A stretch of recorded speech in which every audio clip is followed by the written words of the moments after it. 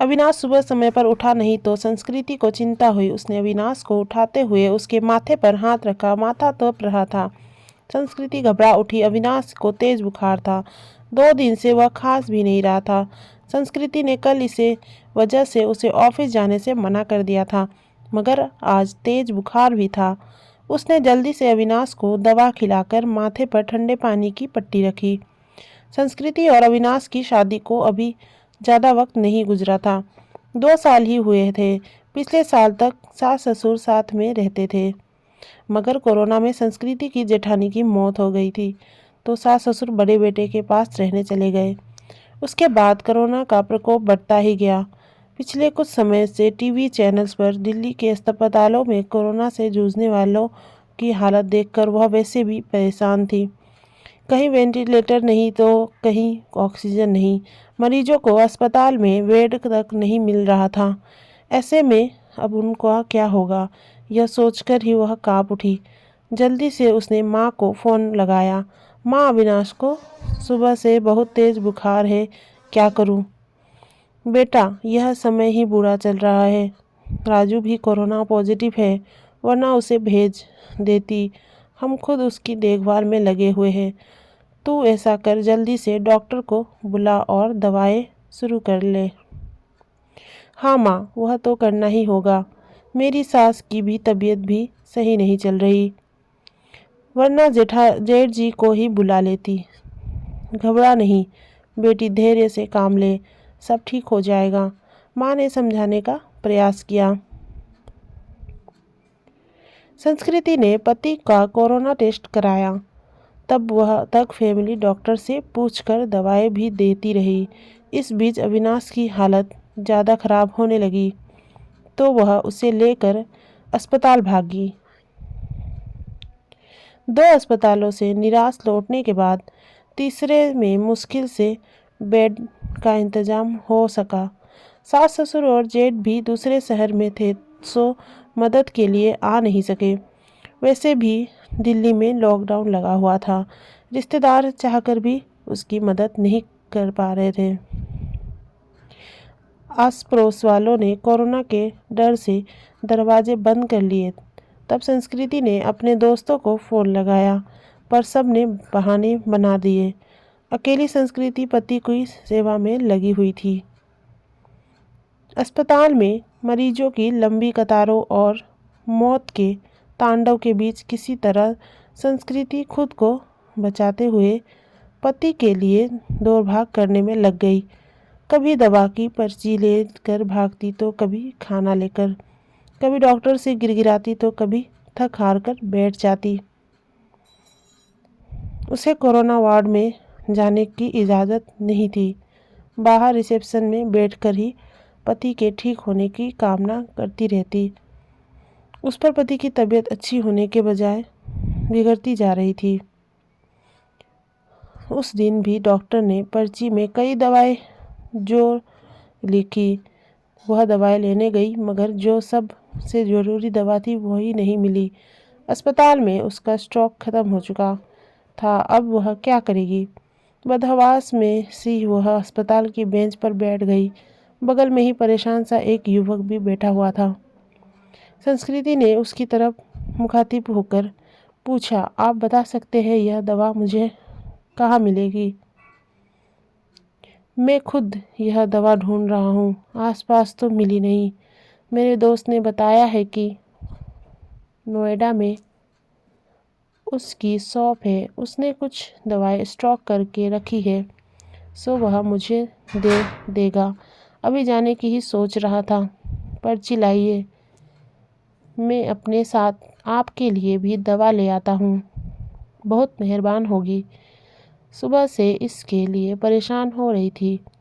पसीना पोंछते हुए संस्कृति ने कृतज्ञ स्वर में कहा, मेहरबानी की कोई बात नहीं, इंसान ही इंसान के काम आता है। बस इतना शुक्र मनाइए कि दवा वहाँ मिल जाए। कहकर वह चला गया।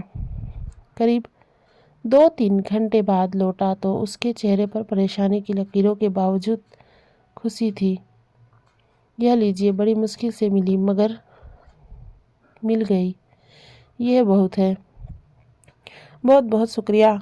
कितने की है? संस्कृति का चेहरा भी खिल उठा था। अरे नहीं, पैसे की ज़रूरत नहीं। आप पहले यह दवा खिलाइए मरीज को। उस दिन के बाद से दोनों में बातचीत होने लगी। वह अपने भाई की देखभाल में लगा था और संस्कृति पति के लिए दौड़ भाग कर रही थी। दोनों का दर्द एक सा ही था। संस्कृति जब भी व्यथित होती तो उसके कंधों पर सिर रखकर रो लेती। कोई चीज़ लानी होती तो प्रतीक लेकर आता। धीरे धीरे तकलीफ के इन दिनों में दो अजनबी एक बंधन में बनते जा रहे थे। उनके बीच एक अजीब सा आकर्षण भी था जो दोनों के इस बंधन की और मजबूत बना रहा था। एक दिन अविनाश का ऑक्सीजन लेवल काफ़ी घट गया।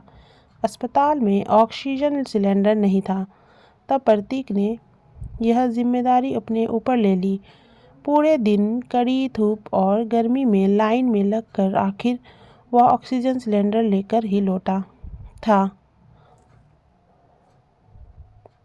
उस दिन संस्कृति ने पूछा था, आप मेरे लिए इतना कुछ कर रहे हैं, इतना ख्याल रखते हैं, मगर क्यों? मैं तो आपकी कुछ भी नहीं लगती। फिर बताओ ना, ऐसा क्यों कर रहे हो? पहले बात, हर क्यों का जवाब नहीं होता, और दूसरी बात, हम दोनों हमसफ़र नहीं हैं तो क्या हुआ, हमदर्द तो है ना। आपके दर्द को मैं बहुत अच्छे से महसूस कर सकता हूँ। आपकी तकलीफ़ देखकर मुझे दुख होता है। बस किसी भी तरह आपकी मदद करना चाहता हूँ। एक अनकहा सा मगर मजबूत साथ महसूस कर वह गर्मों के बीच भी मुस्कुरा उठी थी। धीरे धीरे अविनाश की तबीयत और भी बिगड़ गई और उसको वेंटिलेटर पर रखना पड़ा। अस्पताल में वेंटिलेटर्स की भी कमी ही थी। कई वेंटिलेटर्स खराब हो गए। बदहवास से संस्कृति ने प्रतीक को फ़ोन लगाया तो पता चला कि उसके भाई को भी कहीं और शिफ्ट करने की नौबत आ गई है। आप चिंता ना करो संस्कृति जी, मैं अपने भाई को जिस अस्पताल में लेकर जा रहा हूँ, आपके पति को भी वहीं लेकर चलता हूँ। वहाँ वेंटिलेटर की सुविधा है और डॉक्टर्स भी अच्छे हैं। प्रतीक ने उसे ढांढस बताया और फिर जल्दी ही शिफ्टिंग की सारी व्यवस्था करा दी। शाम में सब निपट गया तो प्रतीक का हाथ पकड़कर रूंधे गले से संस्कृति ने इतना ही कह सकी, आप नहीं होते तो पता नहीं क्या होता। मैं नहीं होता तो कोई और होता। अच्छे लोगों की मदद के लिए कोई ना कोई आ ही जाता है। ऐसा नहीं है प्रतीक जी, मैंने अपने दोस्तों, पड़ोसियों और परिचितों सबको देख लिया। इस कठिन समय में कोई भी मेरे साथ खड़ा नहीं। केवल आप हैं जिसे 4-6 दिन पहले तक मैं जानती भी नहीं थी। आज लगता है ऐसे आपके बिना रह ही नहीं सकती। उसकी बात सुनकर प्रतीक ने एक अलग ही नज़र में संस्कृति की तरफ देखा और फिर मुस्कुराकर चला गया। संस्कृति के दिल में अजीब सी बेचैनी होने लगी। वह सोचने लगी कि प्रतीक का साथ इस परेशानी के समय में भी कितना सुकून दे जाता है। अस्पताल में मरीजों के रिश्तेदारों की भागदौड़ और परेशानियों के बीच भी चंद लम्हे वह केवल प्रतीक के बारे में सोचती रह गई। इसी तरह 2-3 दिन और गुजरे। अविनाश की हालत काफ़ी गंभीर थी। फिर एक दिन सुबह सुबह संस्कृति को सूचना मिली कि उसके पति की मृत्यु हो गई। एक पल में संस्कृति को लगा जैसे वह अधूरी रह गई, उसका सब कुछ छिन गया। प्रतीक ने जितना हो सका उसे धैर्य बंधाया। कोरोना की वजह से वह पति के शव को घर भी नहीं ला सकती थी। लॉकडाउन लगा हुआ था, घर वालों का आना भी कठिन था। ऐसे में उसे समझ नहीं आ रहा था कि पति को अंतिम विदाई कैसे दे। इस वक्त भी प्रतीक ही उसके काम आया।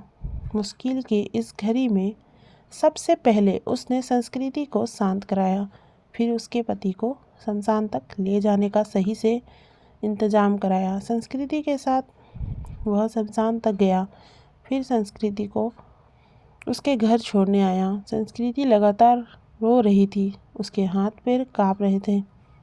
प्रतीक समझ गया था कि उसकी तबीयत खराब है, वह अकेली है, सो अपने खाने पीने के लेकर लापरवाह रहेगी तो वह तबीयत खराब होगी।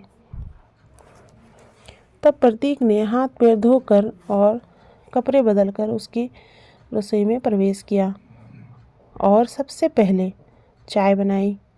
संस्कृति के साथ खुद भी बैठकर उसने चाय भी पी। फिर संस्कृति को नहाने भेजकर खुद दाल चावल बनाने लगा। संस्कृति को खाना खिलाकर उसके लिए सब्जी, फल, दूध आदि का इंतजाम कर और सांत्वना देकर वह वापस लौट गया। 2-3 दिनों बाद जब संस्कृति थोड़ी सामान्य हुई और पति की मौत के सदमे से उभरी तो उस प्रतीक की याद आई। प्रतीक उसके लिए अपनों से बढ़कर बन चुका था, मगर उसे पता नहीं था कि वह कहाँ रहता है, क्या जॉब करता है। बस एक फ़ोन नंबर था। उसने फ़ोन मिलाया तो नंबर बंद आ रहा था। संस्कृति घबरा उठी। वह प्रतीक से संपर्क करना चाहती थी, मगर ऐसा हो न सका। 2-3 घंटे वह लगातार फ़ोन ट्राई करती रही, मगर फ़ोन बंद ही आ रहा था। अब उससे रहा नहीं गया। कुछ सोचकर वह उसी अस्पताल में पहुंची जहां उसके पति और प्रतीक का भाई एडमिट थे। वह रिसेप्शन एरिया में घूम घूम कर प्रतीक को खोजने लगी, क्योंकि अक्सर दोनों वहीं बैठे होते थे। फिर वह उसे खोजती हुई कैंटीन में भी गई। हर तरफ चक्कर लगा लिया, मगर प्रतीक कहीं नज़र आ रहा नहीं था। थक कर वह वापस रिसेप्शन में आकर बैठ गई और सोचने लगी अब क्या करे। तभी उसे वह नर्स नजर आई जिससे संस्कृति की जान पहचान हो गई थी। संस्कृति के पति की देखभाल वह नर्स करती थी। संस्कृति उसे अक्सर अम्मा कहकर पुकारा करती थी। नर्स के प्रतीक को भी उसके साथ कई बार देखा हुआ था। संस्कृति दौड़कर नर्स के पास गई। दुखी स्वर में नर्स ने कहा, सॉरी बेबी, तुम्हारे पति को हम बचा नहीं पाए। जो लिखा था वह हो गया, पर यह बताओ अम्मा, आपको प्रतीक याद है, जो अक्सर मेरे साथ होता था? उसके भाई का इलाज चल रहा था। हाँ बेबी, उसके भाई की भी मृत्यु हो गई। वह खुद भी एडमिट है। उसे भी कोरोना है और जानती हो बेबी, वह तेरे पति वाले बेड पर ही बेड नंबर 125 पर। सच अम्मा, आप उसे पहचानती हो ना? हाँ बेबी, पहचानती हूँ। तेरी बहुत हेल्प करता था, पर अब उसकी हेल्प करने वाला कोई नहीं, अकेला है वह। मैं हूं ना अम्मा, अब उसके लिए किसी भी चीज़ की ज़रूरत पड़े तो मुझे बताना। मैं उसके अटेंडेंट के रूप में अपना नाम लिखवा देती हूँ। ठीक है बेबी, मैं बताती हूँ तुझे। इसके बाद संस्कृति पूरे मन से प्रतीक की सेवा में लग गई। उसके लिए घर का खाना, फल, दवाएं वगैरह लेकर आना, उसकी हर जिम्मेदारी अपने ऊपर लेना, डॉक्टर से उसकी तबीयत की हर वक्त जानकारी लेते रहना, जैसे काम पर वह पूरे उत्साह से कर रही थी। इस बीच प्रतीक की हालत बिगड़ी और उसे आईसीयू में ले जाने की ज़रूरत पड़ गई। इसके लिए अस्पताल के क्लर्क ने उसके आगे एक फॉर्म बढ़ाया। उसमें मरीज के साथ क्या संबंध है यह लिखकर हस्ताक्षर करना था। संस्कृति कुछ पलों के लिए सोचती रही कि वह क्या लिखे। फिर उसने खाली जगह पर पत्नी लिखकर साइन कर दिया। क्लर्क को कागज़ थमाकर वह खुद में ही मुस्कुरा उठी। 2-3 दिन आईसीयू में रहकर प्रतीक की हालत में सुधार शुरू हुआ और वो कोविड वार्ड से वापस शिफ्ट कर दिया गया।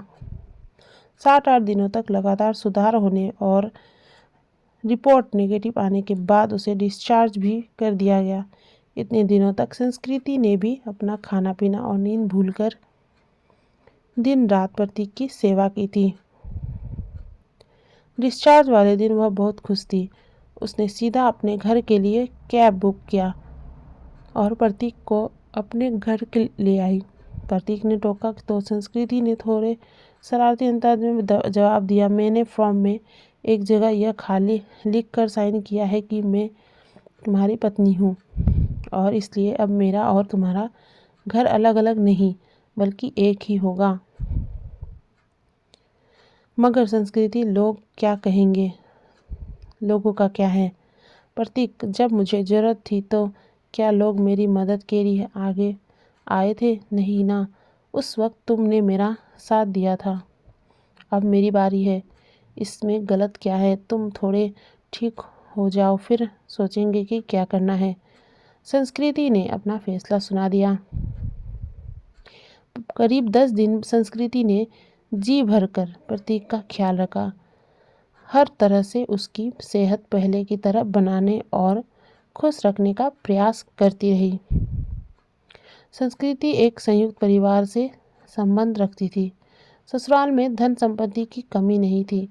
यह घर भी पति के बाद उसके नाम हो चुका था।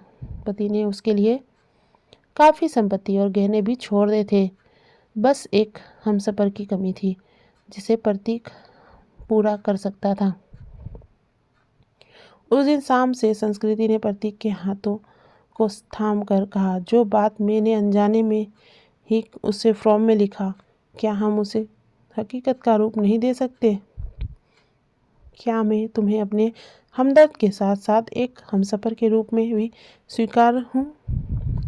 मुझे लगता है संस्कृति के अब यह बात कहना फजूल है। मतलब यह कि तुम ऑलरेडी मेरी हमदर्द और हमसफ़र बन चुकी हो। हम हमेशा साथ रहेंगे। तुमसे बढ़कर कोई और मेरा ख्याल नहीं रख सकता, कहकर प्रतीक ने संस्कृति को गले से लगा लिया। तो दोस्तों, ये थी हमारी आज की कहानी। आशा करते हैं ये कहानी आपको बहुत पसंद आई होगी। तो अच्छी लगे तो प्लीज़ वीडियो को लाइक ज़रूर करिएगा। तो फिर मिलते हैं किसी न्यू कहानी के साथ। तब तक के लिए अपना ध्यान रखें। Bye bye.